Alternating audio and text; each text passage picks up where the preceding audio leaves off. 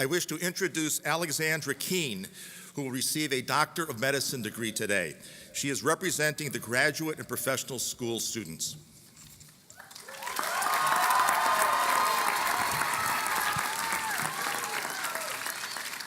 Thank you, Grand Marshal Droback. The peak of every medical student's education is match day, the day we discover where we'll spend our years training as residents. And as it drew to a close, I found myself reflecting on the university that shaped me into the physician I soon will be. Walking through the medical campus, I passed by the patient rooms, where we saw beyond disease to the resilience of the human spirit.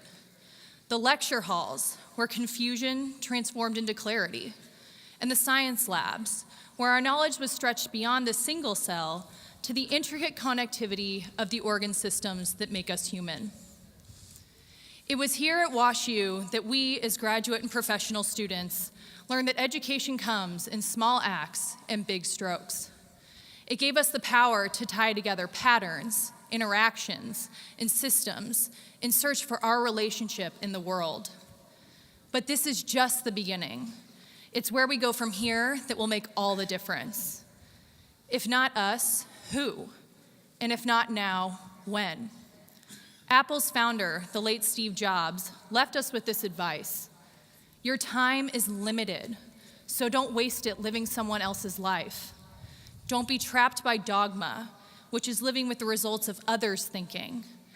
Don't let the noise of others' opinions drown out your own inner voice. But it can be hard to know what our passion and purpose is.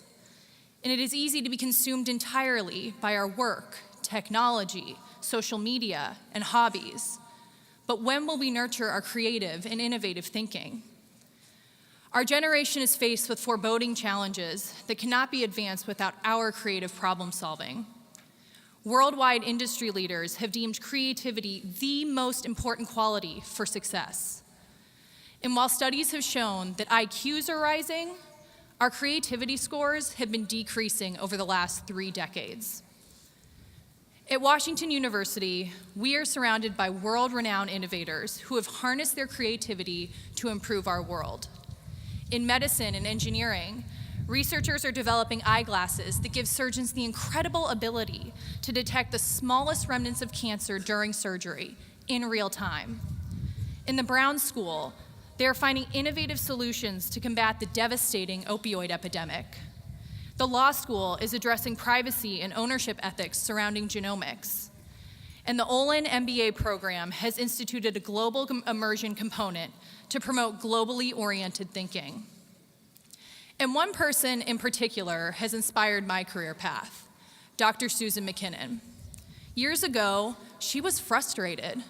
Despite the efforts of the most talented surgeons, patients who lost use of their hands, arms, feet, or legs due to nerve injuries were gaining little to no improvement after surgery.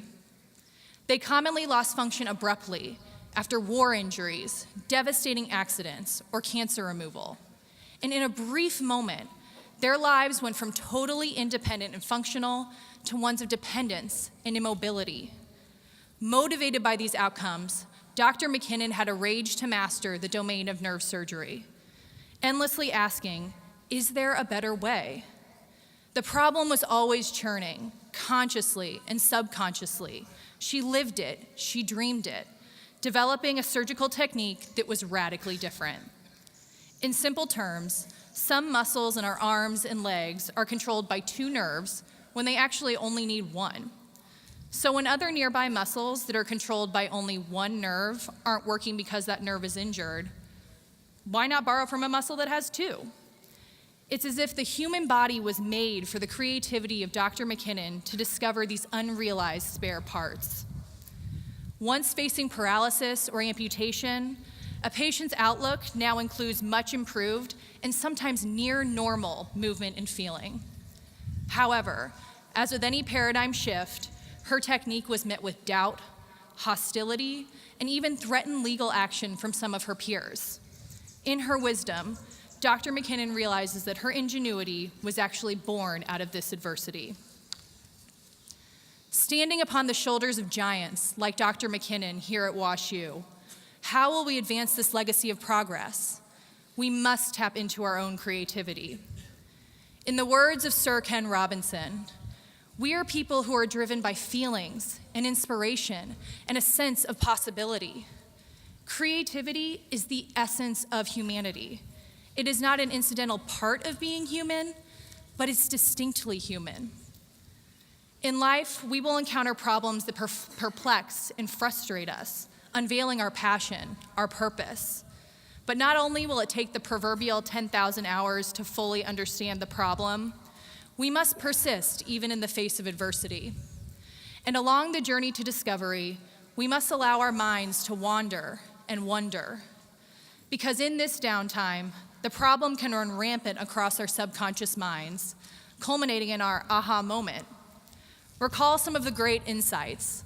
Archimedes discovered density calculations while relaxing in a bath, and Newton discovered gravity sitting under an apple tree. A mind that is persistently activated externally is a restricted mind.